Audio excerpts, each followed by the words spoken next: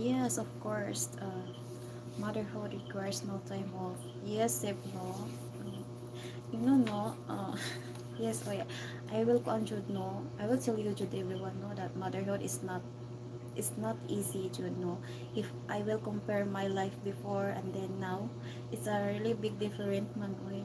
Because before, no, if I will, I need to rest, and then I can make rest, Jude, if what time I need to rest, and then if I compare this ko, ano, sometimes no in the whole day I cannot sleep jud no.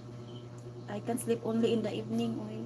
Because in the morning I wake up imagine everyone, I wake up at 4:30 in the morning, no. And then before 6 a.m.